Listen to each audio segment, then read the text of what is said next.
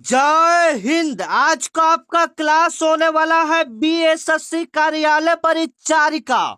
मैं कहूंगा साथियों, अगर आप बीएसएससी कार्यालय परिचारी में एक सीट पक्की करना चाहते हो, सिलेक्शन लेना चाहते हो, तो आज का यह क्लास आपको देखना पड़ेगा। क्योंकि आज के इस क्लास में हम लोग ऐसे इंपॉर्टेंट एवं ऐसे ओरिजिनल क्वेश्चन की बात करने वाले हैं जो सीधे आपके एग्जाम में आएगा। उससे पहले आपको कवर करवा दे, आपके एग्जाम में टोटल 100 प्रश्न पूछा जाता है, जिसमें से आपका जीके का 40 क्वेश्चन पूछा जाता है। अगर आप जीके पर अच्छा पकड़ बना लेते हो तो आपका सिलेक्शन होने का बहुत ज्यादा संभावना है। उसके बाद बात करें तो आपका मैथ का 30 प्रश्न पूछा जाता है एवं हिंदी का 30 प्रश्न पूछा जाता है। टोटल मिलाकर आपका 100 प्रश्न का एग्जाम होता है। और नंबर की बात करें तो टोटल 400 नंबर का आपका एग्जाम होता है साथियों। जो एक क्वेश्चन रहता है वो आपका 4 नंबर का रहता है। जो एक क्वेश्चन रहता है वो कितना नंबर का रहता है? 4 नंबर का। यानी टोटल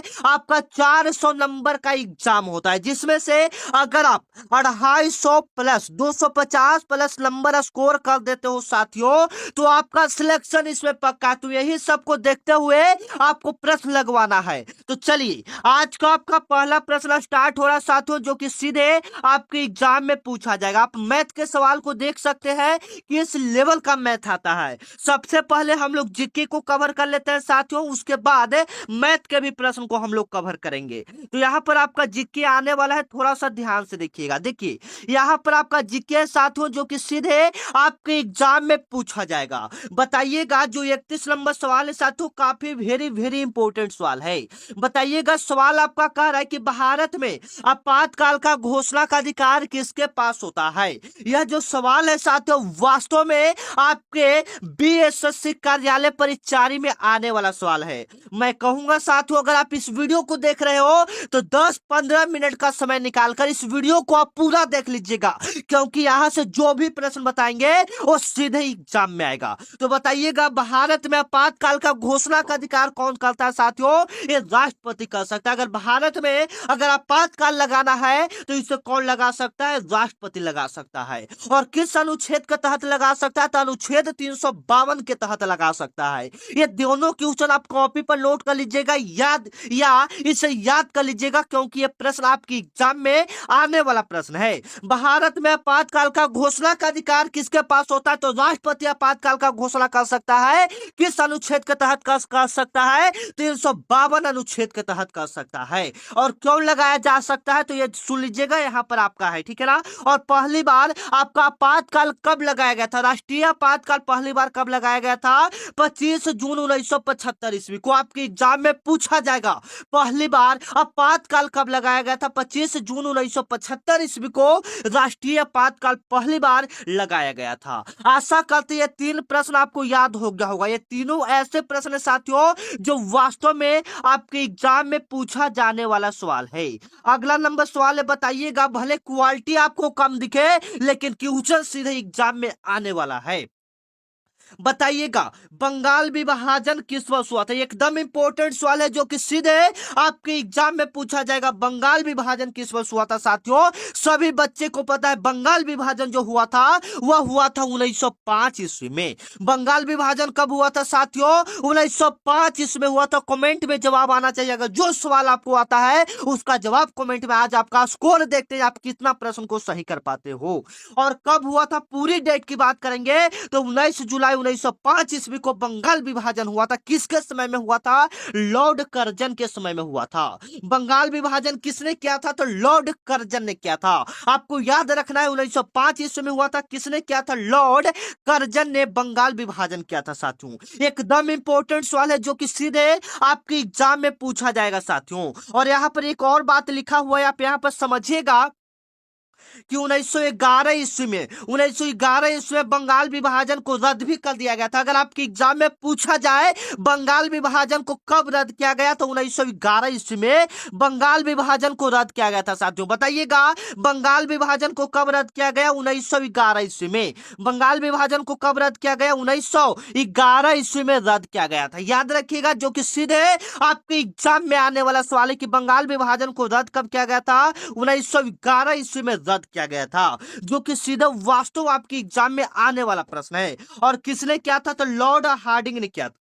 लॉर्ड हार्डिंग ने आपका क्या किया था? बंगाल विभाजन किया था। याद रखिएगा, सॉरी, बंगाल विभाजन को रद्द किसने किया था? तो लॉर्ड हार्डिंग ने 1911 ईस्वी में किया था। क्लियर है? चलिए अगला नंबर सवाल को कवर करते हैं, जो वास्तव में आपके एग्जाम में आने वाला सवाल है। बताइएगा, रक्त दाब मापने वाला यंत्र का नाम क्या है? रक्त दाब किस यंत्र से मापा जाता है, जिसको ब्लड प्रेशर भी कहा जाता है? अगर किसी को ब्लड प्रेशर हो जाता है तो किस यंत्र से मापा जाता है? तो स्फिग्नोमैनोमीटर से मापा जाता है। ये ऑप्शन आपका क्या हो जाएगा साथियों? बिल्कुल राइट हो जाएगा, जो सीधे आपके एग्जाम में आने वाला सवाल है। रक्त दाब मापने वाले यंत्र को क्या कहते हैं? स्फिग्नो मैनोमीटर कहते हैं। और आज आपका क्लास 1 होने वाला है। आज आपका क्लास 1 स्टार्ट हुआ है और आपके एग्जाम तक डेली ऐसा क्लास चाहते हैं तो चैनल को अभी सब्सक्राइब कर लीजिएगा। और लाइक का टारगेट हम लोग आज रखते हैं 200। और अभी तक आप लोग चैनल को सब्सक्राइब नहीं किए साथियों, चैनल को फटाफट सब्सक्राइब कर लीजिएगा। और बताइएगा कमेंट में, अगर आपको डेली ऐसा क्लास चाहिए, इतना ही इंपॉर्टेंट क्लास चाहिए, तो एक बार कमेंट करके भी बता दीजिएगा कि हाँ सर, हमको डेली ऐसा ही क्लास चाहिए। चलिए यहां पर आपका हो गया, जो कि सीधे आपके एग्जाम में आने वाला सवाल है। चलिए, और जो रक्त दाब मापा जाता है वह किस में मापा जाता है? तो मिलीमीटर में मापा जाता है। जो रक्त दाब मापा जाता है वह किस में मापा जाता है साथियों? मिलीमीटर में मापा जाता है। अब यहाँ पर समझिएगा, 2 क्वेश्चन इंपोर्टेंट दिया है जो आपके एग्जाम में आने वाला सवाल है। जो पौधा की लंबाई बढ़ता है तो पौधा की वृद्धि मापने के लिए किस यंत्र का प्रयोग किया जाता है? तो केस्क्रोग्राफ का प्रयोग किया जाता है। किसका प्रयोग किया जाता है साथियों? केस्क्रोग्राफ का प्रयोग किया जाता है। और अगर वायुमंडलीय दाब को मापना है तो किसका प्रयोग किया जाता है? बैरोमीटर का प्रयोग किया जाता है। 3 क्वेश्चन यहां पर हम आपको अभी याद करवा रहे हैं। तीनों क्वेश्चन में से कोई एक प्रश्न आपके एग्जाम में पूछा जाएगा। पहला हमने क्लियर किया, रक्त दाब किससे मापा जाता है? तो स्फिग्नोमैनोमीटर से मापा जाता है, जो कि आपका क्वेश्चन था। यहां पर पौधों की वृद्धि मापने के लिए किस यंत्र का प्रयोग किया जाता है? केस्कोग्राफ का प्रयोग किया जाता है। और वायुमंडलीय दाब मापने के लिए किसका प्रयोग किया जाता है? बैरोमीटर का प्रयोग किया जाता है। आशा करते हैं ये तीनों प्रश्न आपको याद हो गया होगा।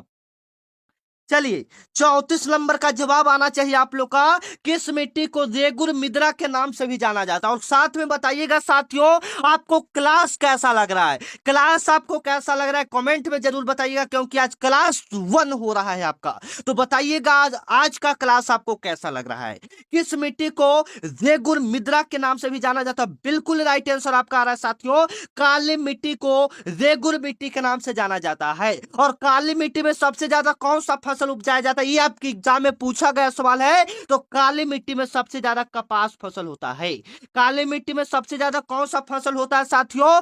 कपास होता है। याद रखिएगा, जो कि सीधे आपके एग्जाम में आने वाला सवाल है। इससे इंपॉर्टेंट कुछ फैक्ट यहां पर दिया है, उसको हम लोग पढ़ लेते हैं थोड़ा सा, जो कि आपके एग्जाम में आ सकता है। सबसे पहले कि काली मिट्टी में कौन सा खेती किया जाता है? कपास का खेती किया जाता है। और यह काली मिट्टी जो है यह किस किस राज्य में फैला हुआ है? तो गुजरात हो गया, महाराष्ट्र हो गया, कर्नाटक हो गया। आपको मेन याद करना है साथियों, गुजरात वाला और मध्य प्रदेश वाला, ये ज्यादा आपके एग्जाम में पूछा जाता है, ठीक है ना। और इस मिट्टी का निर्माण, जो काली मिट्टी का निर्माण होता है, किस चट्टान के टूटने से होता है? ये भी आपके एग्जाम में पूछा जाएगा। जो काली मिट्टी है उसका निर्माण किस चट्टान के टूटने से होता है? तो बेसाल्ट चट्टान के टूटने से होता है। आपको याद करना पड़ेगा साथियों, आपको रट जाना पड़ेगा, क्योंकि ऐसा ही सवाल आपके बीएसएससी कार्यालय परिचारी में पूछा जाता है।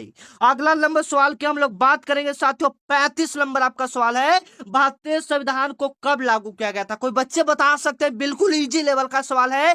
35 नंबर लिखकर आप लोग का जवाब आना चाहिए साथियों। 35 नंबर लिखकर आप लोग का जवाब आना चाहिए, भारतीय संविधान को कब लागू किया गया? बिल्कुल राइट आंसर आपका आ रहा है सर। भारतीय संविधान को जो लागू किया गया था 26 जनवरी 1950 ईस्वी को लागू किया गया था। भारतीय संविधान को कब लागू किया गया था? 26 जनवरी 1950। इतना इजी लेवल का सवाल है, आपके एग्जाम में पूछा गया सवाल। ये जो सवाल बता रहे हैं ये आपके एग्जाम में पूछा गया सवाल है साथियों। चलिए अब इसके कुछ फैक्ट को जान लेते हैं जो आपके एग्जाम में आने वाला सवाल है साथियों। सबसे पहले कि संविधान सभा का गठन 6 दिसंबर 1946 ईस्वी को हुआ था। संविधान सभा का गठन कब हुआ था? तो 6 दिसंबर 1946 ईस्वी को हुआ था। और यहाँ पर एक सवाल यह भी पूछा जाता है कि संविधान सभा का पहली बैठक कब हुआ था? तो 9 दिसंबर 1946 ईस्वी को संविधान सभा का पहली बैठक नई दिल्ली में हुआ था। यहाँ पर जितने भी क्वेश्चन है ये सारा VVI क्वेश्चन है जो कि सीधे आपके एग्जाम में पूछा जाएगा साथियों। तो मैं कहूंगा ये सारे प्रश्न आपको रट जाना है। मैंने क्या क्लियर किया कि संविधान सभा की पहली बैठक कब हुआ था? 9 दिसंबर 1946 ईस्वी को संविधान सभा की पहली बैठक हुआ था। और संविधान सभा ने मतलब संविधान को कब अपनाया था? 26 नवंबर 1949 ईस्वी को अपना लिया था और इसको पूरे देश में 26 जनवरी 1950 ईस्वी को लागू कर दिया गया था। ये सारे आपको याद करना है साथियों जो कि सीधे आपके एग्जाम में पूछा जाने वाला सवाल है।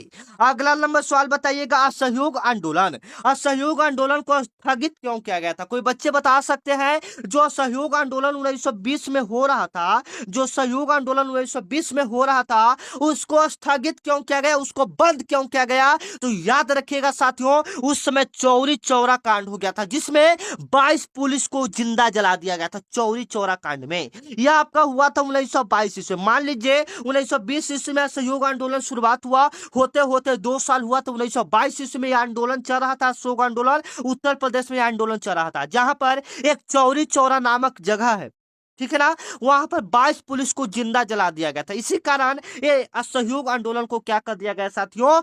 बंद कर दिया गया। अगर हम लोग बात करें जालियांवाला बाग हत्याकांड का, तो जालियांवाला बाग हत्याकांड आपका हुआ था 13 अप्रैल 1919 ईस्वी को। जालियांवाला बाग हत्याकांड कब हुआ था साथियों? 13 अप्रैल 1919 ईस्वी को आपका क्या हुआ था? जालियांवाला बाग हत्याकांड पंजाब में हुआ था।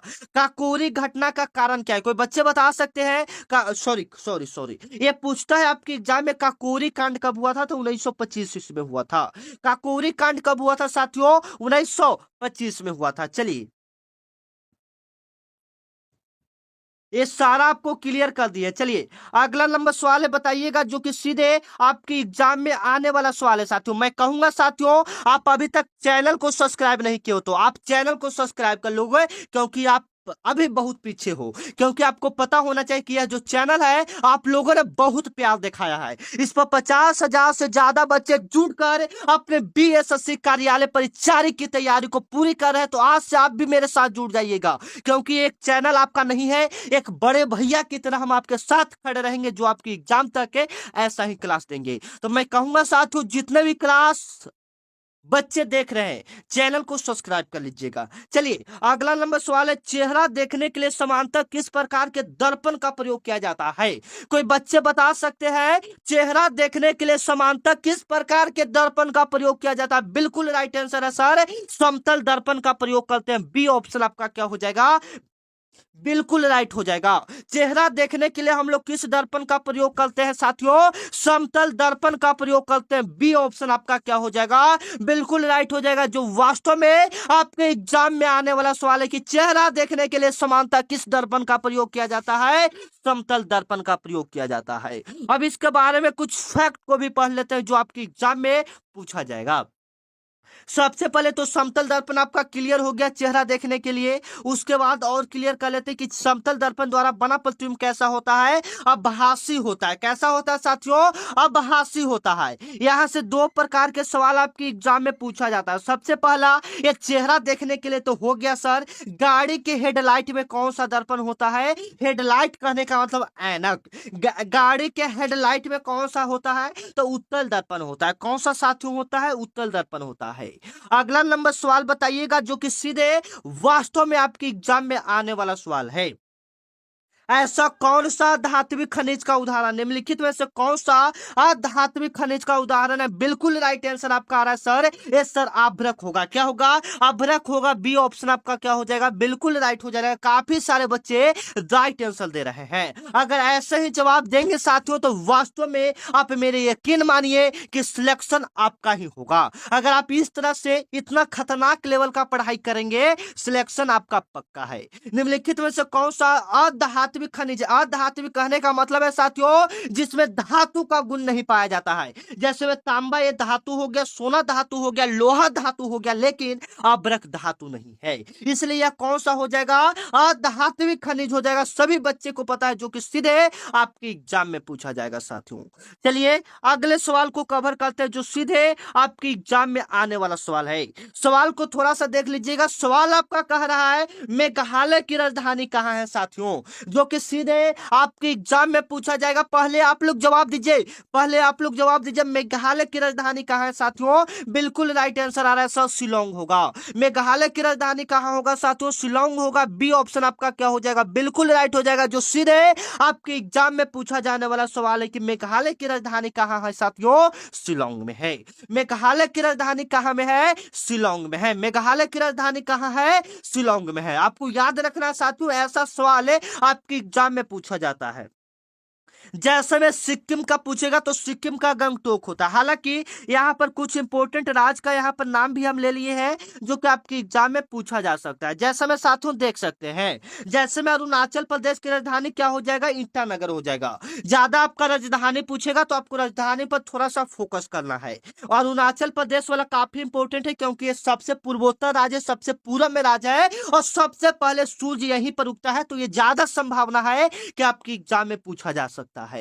अरुणाचल प्रदेश का राजधानी क्या हो जाएगा साथियों? ईटानगर हो जाएगा। असम का तो आपको पता होगा, असम का राजधानी क्या हो जाएगा? दिसपुर हो जाएगा। मणिपुर का राजधानी की बात करेंगे तो मणिपुर का राजधानी क्या हो जाएगा साथियों? इम्फाल हो जाएगा। मणिपुर का राजधानी क्या हो जाएगा साथियों? इम्फाल होगा। मेघालय की राजधानी क्या हो जाएगा? शिलोंग हो जाएगा। मिजोरम का राजधानी क्या हो जाएगा? आइजोल हो जाएगा। आपको पता होना चाहिए साथियों, जो कि वास्तव में आपके एग्जाम में आने वाला सवाल है। अगर बात करेंगे नागालैंड का, तो नागालैंड का क्या हो जाएगा? कोहिमा। ये 5-6 इंपोर्टेंट है जो आपको याद कर लेना है। सबसे पहले अरुणाचल प्रदेश वाला, असम वाला, मणिपुर, मेघालय, एक तरफ से कहिए कि सारा इंपोर्टेंट ही है। चलिए इसका नीचे कुछ फैक्ट भी दिया है, हम लोग उसको पढ़ लेते हैं, जो कि आपके एग्जाम में काम दे सकता है। सबसे पहले कि इसमें इसमें से प्रथम 7 राज्यों को 7 बहने तथा सिक्किम को भाई कहा जाता है। मतलब है जो पूर्वोत्तर में 8 राज्य आता है। पूर्वोत्तर में कितने राज्य को गिना जाता है? 8 राज्य को, जिसमें 7 राज्य को 7 बहने और एक को, जैसे में सिक्किम है, उसको भाई कहा जाता है। ठीक है ना। चलिए अगला सवाल। ये वाला सवाल अभी मैंने आपको ऊपर करवाया था, इसका जवाब कमेंट में आना चाहिए। पौधों की वृद्धि किस यंत्र से मापी जाती है? देखिए काफी खतरनाक सवाल है, बताइएगा। पौधों की वृद्धि किस यंत्र से मापी जाता है? केस्कोग्राफ से मापा जाता है। किससे मापा जाता है साथियों? केस्कोग्राफ से मापा जाता है। पौधों की वृद्धि किस यंत्र से मापा जाता है? केस्कोग्राफ से मापा जाता है। सी ऑप्शन आपका क्या हो जाएगा? बिल्कुल राइट हो जाएगा।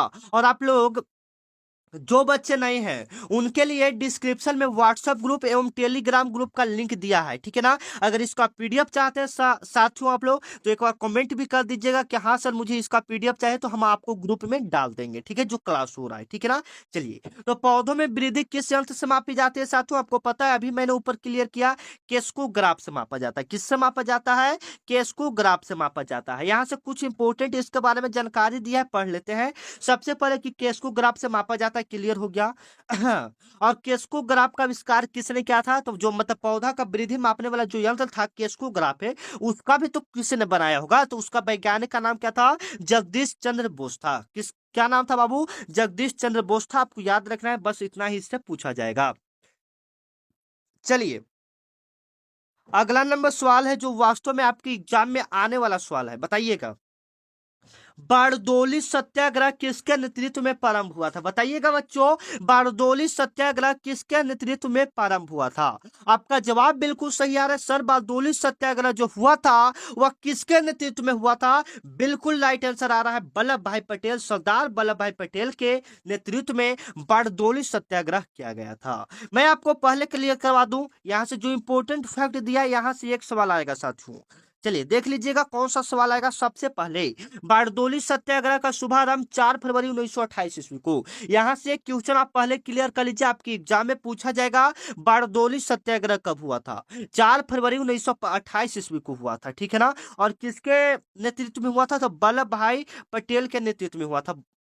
ठीक है ना। और किस लिए करवाया गया था? तो किसानों को एकजुट करवाने के लिए। ठीक है ना। चलिए ये वाला सवाल काफी इंपॉर्टेंट है, आपको पता होना चाहिए। जिम कॉर्बेट नेशनल पार्क कहाँ अवस्थित है? कोई बच्चे बता सकते हैं जिम कॉर्बेट नेशनल पार्क कहाँ अवस्थित है? बिल्कुल राइट आंसर हो जाएगा सर, ये उत्तराखंड में है। और यह भारत का सबसे पुराना राष्ट्रीय उद्यान है। यह भारत का सबसे पुराना राष्ट्रीय उद्यान है। जैसे मैं आपके एग्जाम में कई बार पूछा भी जा चुका है साथियों, भारत का पहला राष्ट्रीय उद्यान कौन सा है? जिम कॉर्बेट राष्ट्रीय उद्यान है, जो कि उत्तराखंड में है, आप याद रखिएगा। ये वाला फैक्ट इसके बारे में काफी इंपॉर्टेंट दिया है, देख लेते हैं। सबसे पहले Jim Corbett national park Uttarakhand राज्य में नैनीताल जिला में स्थित है। पूरा क्लियर आपका हो गया कि जो जिम कॉर्बेट नेशनल पार्क है उत्तराखंड के नैनीताल जिला में स्थित है। ठीक है साथियों, यह भारत का सबसे पुराना उद्यान है। आपको अभी हमने क्लियर किया कि यह भारत का सबसे पुराना राष्ट्रीय उद्यान है, जो बाघों की आबादी के लिए प्रसिद्ध है। मतलब यहाँ पर कौन सा जानवर को सुरक्षित रखा जाता है साथियों? तो बाघ के लिए। और इसका स्थापना कब हुआ था? जो जिम कॉर्बेट नेशनल पार्क यह भारत का सबसे पुराना राष्ट्रीय उद्यान है, तो इसका स्थापना 1936 ईस्वी में किया गया था। इसका पहले का जो नाम था, इसका जो पुराना नाम था, हैली नेशनल पार्क था। इसका पुराना नाम क्या था साथियों? हैली नेशनल पार्क था। ठीक है, काफी इंपोर्टेंट है। और यह बाघ परियोजना के तहत आने वाला पहला पार्क था। मतलब यहाँ पर सबसे ज्यादा पहला बाघ को सुरक्षित रखा गया। ठीक है ना, चलिए अगला नंबर सवाल है, आप लोग का जवाब आना चाहिए कि साल 2025 में आईसीसी विश्व कप टेस्ट चैंपियनशिप फाइनल का मेजबानी कौन सा देश करेगा? एकदम इंपॉर्टेंट सवाल है साथियों कि साल 2025 में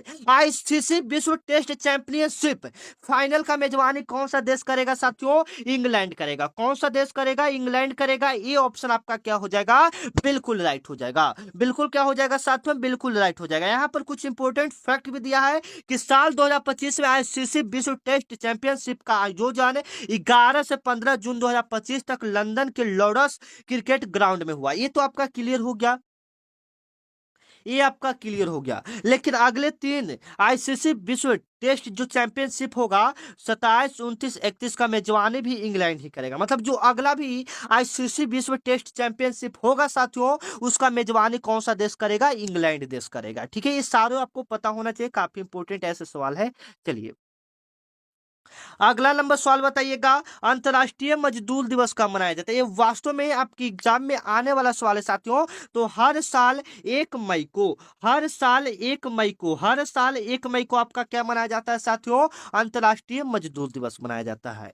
हर साल 1 मई को आपको क्या मनाया जाता है? अंतर्राष्ट्रीय मजदूर दिवस मनाया जाता है। ठीक है ना, आपको पता होना चाहिए साथियों, जो कि वास्तव में आपके एग्जाम में आने वाला सवाल है। और आज आपका 22 मार्च है, तो बताइएगा सबसे पहले 22 मार्च को कौन सा दिवस मनाया जाता है? बिल्कुल राइट आंसर है साथियों, 22 मार्च को आपका क्या मनाया जाता है? बिहार दिवस मनाया जाता है। 22 मार्च को आपका क्या मनाया जाता है साथियों? बिहार दिवस मनाया जाता है।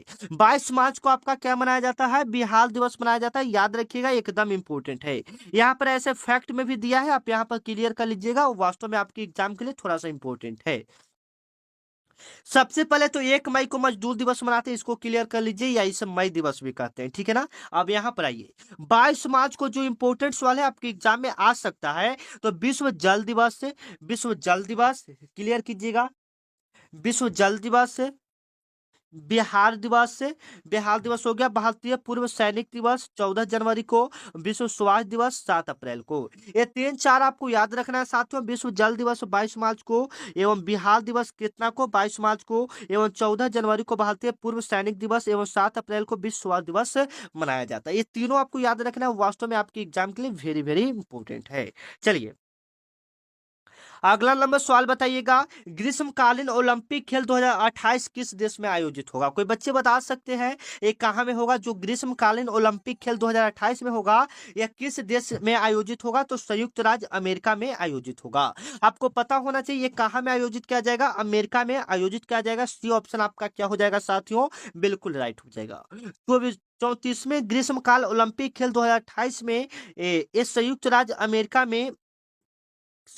अमेरिका में आयोजित किया गया जाएगा। ठीक है, 14 से 21 जुलाई। ठीक है ना, ये सारे इंपोर्टेंट सवाल है। चलिए अगला नंबर सवाल है, बताइएगा बिहार का कौन सा जिला चावल का कटोरा के नाम से जाना जाता है? किसे चावल का कटोरा कहा जाता है साथियों? तो चावल का कटोरा रोहतास को जाना जाता है। चावल का कटोरा किस जिला को कहा जाता है तो रोहतास को। चावल का कटोरा किस जिला को कहा जाता है साथियों? रोहतास को कहा जाता है। आशा करते हैं ये सवाल आपको समझ में आ रहा होगा। मतलब कौन सा ऐसा जिला है जिसे चावल का कटोरा कहा जाता है? रोहतास का। अगर आप यहाँ तक वीडियो देख रहे हैं तो एक बार अपना अपना जिला थोड़ा सा कमेंट में बता दीजिएगा, ताकि हमें पता चले कि आप लोग मेरा वीडियो कहाँ कहाँ से देखते हैं। ठीक है ना, चलिए अगला नंबर सवाल है साथियों, नर्मदा बचाओ आंदोलन किसके विरुद्ध में हुआ था? एकदम इंपॉर्टेंट है। नर्मदा बचाओ आंदोलन किसके विरुद्ध में हुआ था? तो सरदार सरोवर बांध के विरुद्ध में हुआ था। गुजरात में जो नर्मदा नदी है ये कहाँ में स्थित है साथियों? सबसे पहले नर्मदा गुजरात में। और यह सरदार सरोवर बांध के निर्माण के खिलाफ में 1985 में शुरू हुआ था। ठीक है, ये कब शुरू हुआ था साथियों? 1985 में। और इसका नेता कौन था? तो मेघा पाटेकर था, आपको याद रखना है। और बाबा आमटे था। तो मेघा पाटेकर ज्यादा देता है साथियों, तो आपको इसको याद रखना है। चलिए अगला बताइएगा। एक मिनट।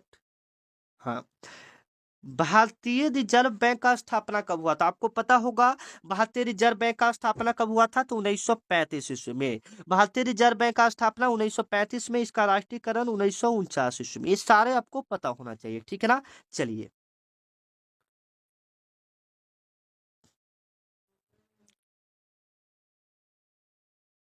अगला नंबर सवाल बताइएगा साथियों, कंदरिया महादेव मंदिर कहाँ अवस्थित है? एकदम इंपॉर्टेंट है। कंदरिया महादेव मंदिर कहाँ अवस्थित है आपका साथियों? एक खजुराहो में स्थित है।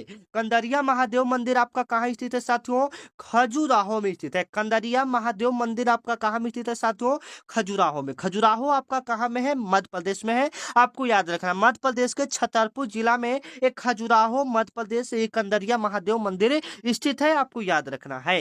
अगला नंबर सवाल है साथियों 50 नंबर। इसके बाद हम लोग हिंदी के प्रश्न को थोड़ा सा आपको दिखा देंगे कैसा कैसा प्रश्न आता है। विंबलडन ट्रॉफी किस देश में आयोजित किया गया है? बताइएगा विंबलडन ट्रॉफी किस देश में आयोजित किया जाता है? तो इंग्लैंड में आयोजित किया जाता है। ये ऑप्शन आपका क्या हो जाएगा साथियों? बिल्कुल राइट हो जाएगा। विंबलडन ट्रॉफी किस देश में आयोजित किया जाता है? इंग्लैंड में किया जाता है। ठीक है ना, याद रखिएगा, वास्तव में आपके एग्जाम में आने वाला सवाल है। चलिए निम्न में कौन सा गैर कृषि आधारित उद्योग है? बिना मतलब कृषि वाला आधारित उद्योग है। जैसे में चीनी उद्योग के लिए कृषि का जरूरत है, गन्ना उपजाएगा। जूट के लिए भी, तंबाकू के लिए, लेकिन चमड़ा जो चमड़ उद्योग होता है उसमें कृषि का कोई योगदान नहीं है। ठीक है ना, चलिए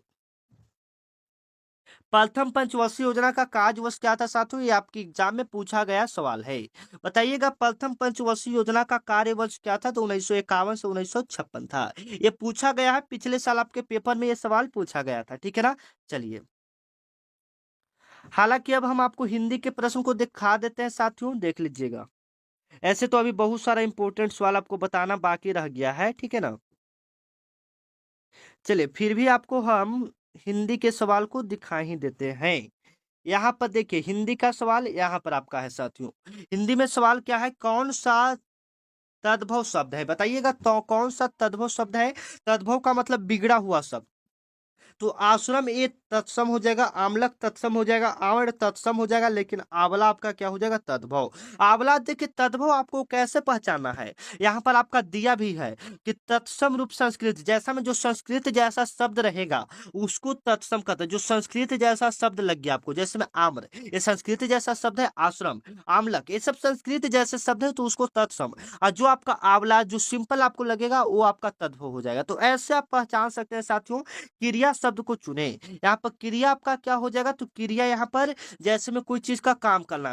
वृद्धता तो बूढ़ा होना कोई काम नहीं है, सत्य कोई काम नहीं है, विभक्त अलग होना कोई काम नहीं है। जैसे में खोजना, खोजना एक प्रकार का आपका क्या साथियों? काम है। क्रिया का मतलब एक प्रकार का होता ही है काम, कोई इवेंट। जो अक्षर जानता हो, बताइएगा जो अक्षर जानता हो उसे क्या कहते हैं? आपको पता होना चाहिए साथियों।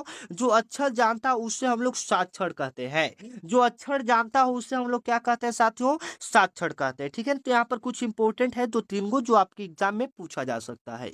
सबसे पहले जो अक्षर जानता हो उससे हम लोग क्या कहते हैं? साक्षर। जो पढ़ने योग्य हो उससे हम लोग क्या कहते हैं? पठनीय। जिसे अक्षर का ज्ञान ना हो उसे क्या कहते हैं? निरक्षर। जिसे ज्ञान से युक्त हो उसे हम लोग क्या कहते हैं? ज्ञानी। ये चार आपको याद रख लेना, वास्तव में आपके एग्जाम में पूछ सकता है। चलिएगा अगला नंबर बताइएगा, निम्नलिखित में से कौन सा तत्सम शब्द है? तत्सम मैंने बताया था संस्कृत जैसा शब्द होना चाहिए साथियों। संस्कृत जैसा शब्द होना चाहिए तत्समय, तो अमूल, अमूल, अमूल देख रहे हैं, संस्कृत जैसा शब्द है तो यहाँ पर ये हो जाएगा। ठीक है ना। चलिए अगला सवाल को, कुछ कुछ इंपॉर्टेंट सवाल को यहाँ पर क्लियर कर लेते हैं जो एग्जाम में आ सकता है। जैसे में यहाँ पर मुख का विलोम शब्द पूछ रहा है, विशेषण का चिन्हित करना है, बेशर्म कौन सा समास है, गणेश का पर्यायवाची शब्द नहीं, ये सारा कुछ कुछ इंपॉर्टेंट है सवाल साथियों, जो आपको जैसे में संधि विच्छेद यहाँ पर देख सकते हैं आपकी एग्जाम में पूछा जाता है। ठीक है, संधि विच्छेद है कि देवल्थ का संधि विच्छेद क्या होगा, देवी प्लस में अर्थ, देवल्थ का संधि विच्छेद क्या हो जाएगा, देवी प्लस में अर्थ। ये ऑप्शन आपका क्या हो जाएगा साथियों, बिल्कुल राइट हो जाएगा। आशा करते हैं यह सवाल आपको आया होगा। देवल्थ का संधि विच्छेद क्या हो जाएगा, देवी प्लस में अर्थ। ये ऑप्शन आपका क्या हो जाएगा साथियों, बिल्कुल राइट हो जाएगा। ठीक है, तो मिलते हैं नेक्स्ट वीडियो में, तब तक के लिए जय हिंद। आपको क्लास कैसा लगा कमेंट में एक बार जरूर बताइएगा। तब तक के लिए जय हिंद, जय भारत।